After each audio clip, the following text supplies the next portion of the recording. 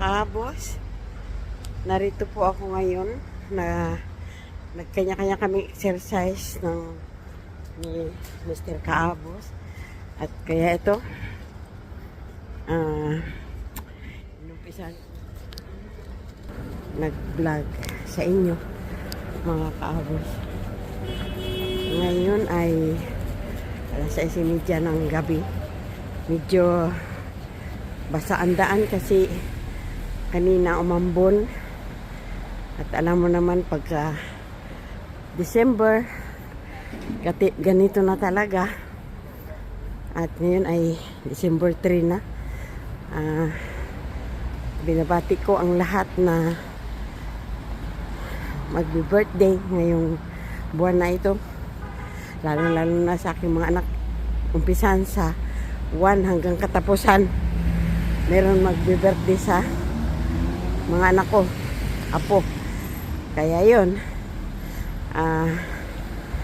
naway pagpalain kayo lahat, lalong-lalo na sa inyong kalusugan, lahat na mga magbi-birthday mula 1, si Marvin, 2, si Laika, 5, si Ila, 8, si Owen, tsaka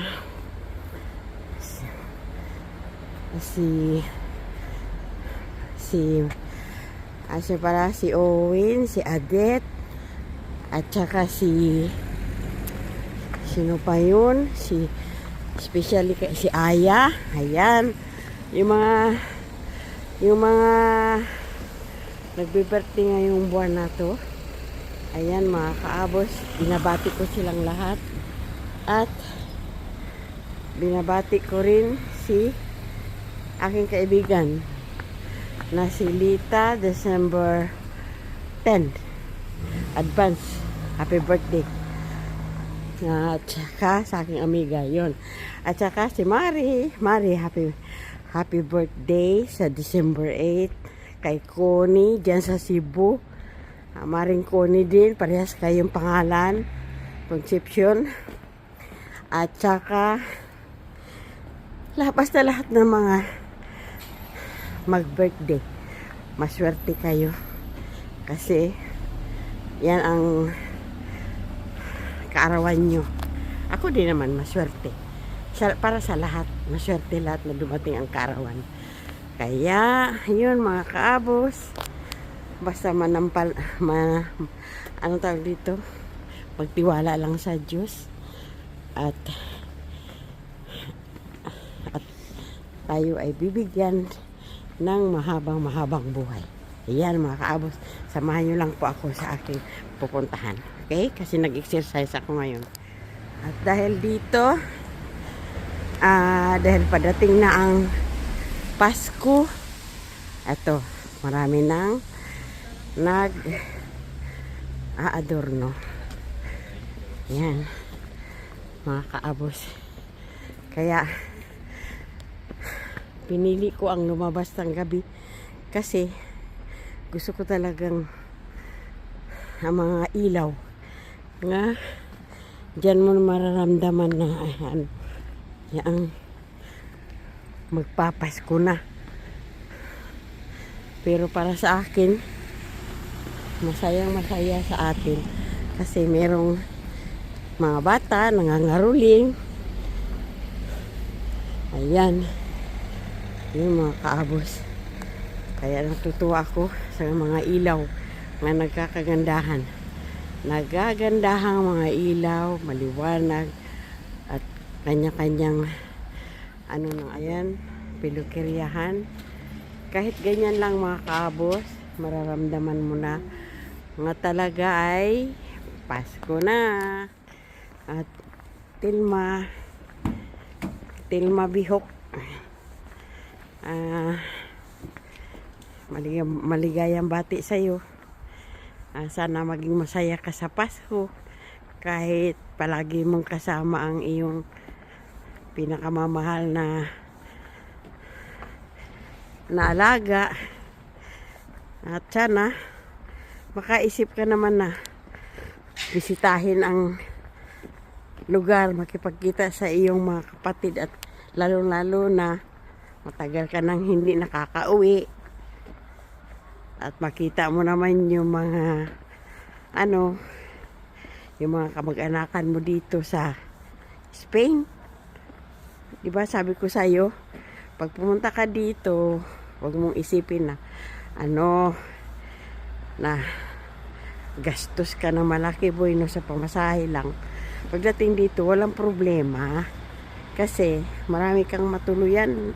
Number 1 na dito sa amin. Tilma, special ka namin. Kaya punta ka na dito. Masyal ka naman. Andito lahat ng mga kamag-anakan mo. Ayun. Sana magsabay-sabay tayo pong umuwi ng Cebu. Ha, Tilma? Ayan. Ito, naglalakad-lakad ako. Kahit gabi na. Kasi gusto ko din ma-exercise. At si kuya mo, nagbukod din ng kanya. Nandun din siya. Mag-video din siya ng kanya. Magkaiba-iba lang kaming kalye na pinuntahan. Ayan mga kaabos. Kasi kanya-kanya kami cellphone eh. Kaya ganun. Dito mga kaabos, ang kaugalian dito sa mga puti, yung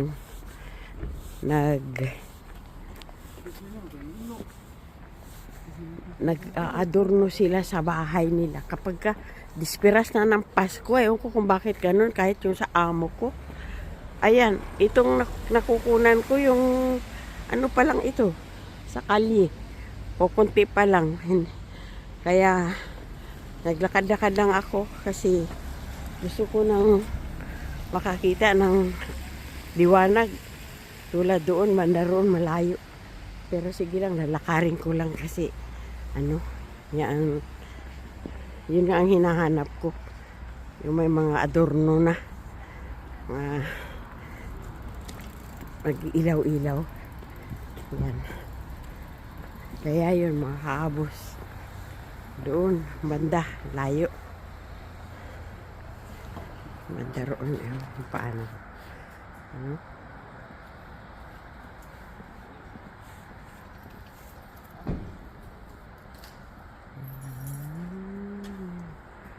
Doon mga kaabos, ayan.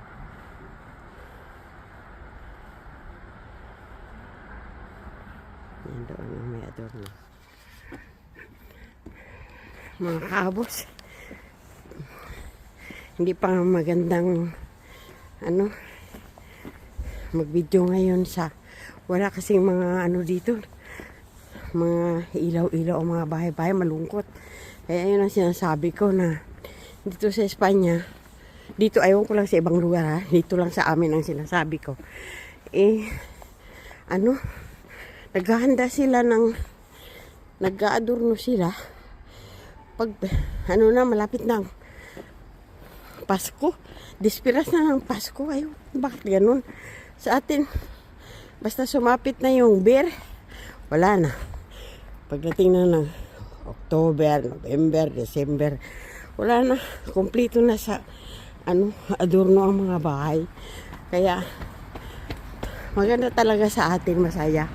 Lalo na pag pumasok ka ng mga mall, laging may mga tugtog, parte sa Pasko. Kaya yun, ako, hiningal na ako kasi, naglakad kasi ako, nag-oobserba ako sa mga bahay-bahay. Malungkot talaga, mga kaabos. Ayan, mga kaabos.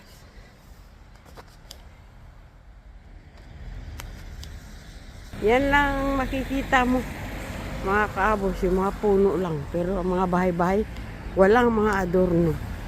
Tamo dito, tatawid ako. Yun, banda roon, yun lang ang meron. Yan, ewan ko lang doon sa park. Ayan, mga kaabos. Yun lang.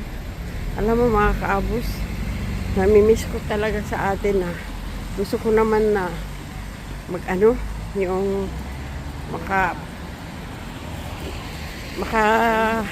tulad dati, makadiscover ako sa lugar natin na masaya, maraming adorno, nagkakantahan, nangangaroling.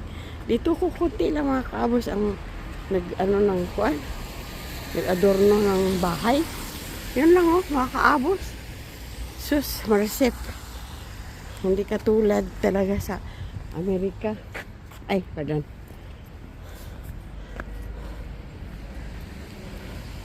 Sa US, mga kaabos, natutuwa ako. Kasi, halos lahat ng mga bahay doon. Ayun. Masaya. Lalo na sa labas. Andun siguro si Mr. Kaabos sa parke. Kasi, naghiwalay kami.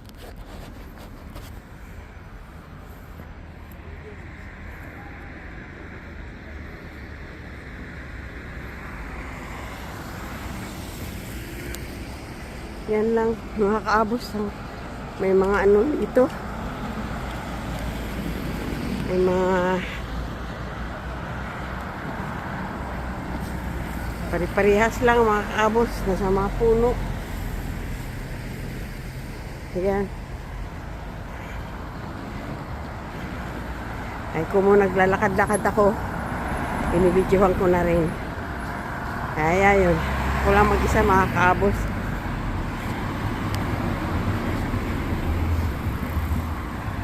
Basa ang ano kasi umulan kasi ngayon eh.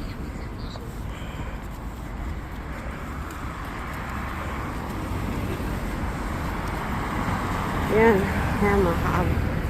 Doon. Yun lang.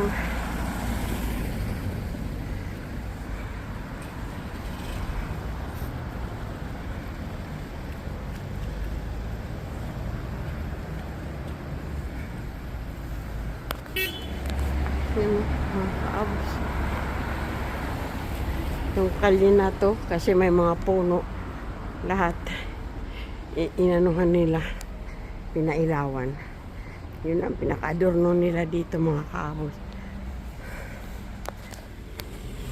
At dito mga kaabos, yun o, yun doon mga kaabos.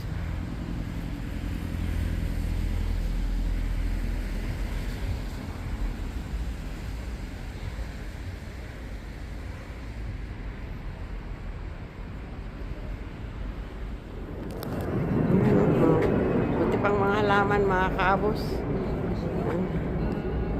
Yan. Ganda. Ganda ng mga bulaklak mga kaabos.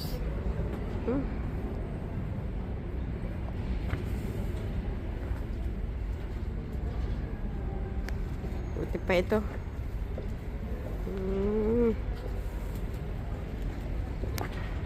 Yan.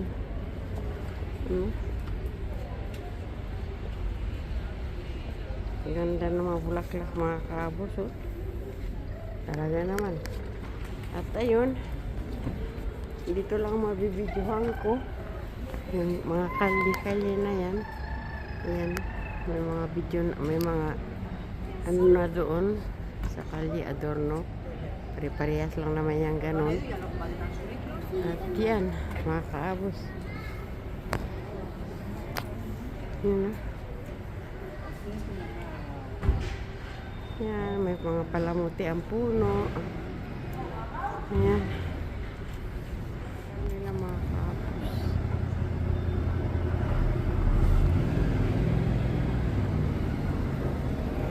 Tulad yan.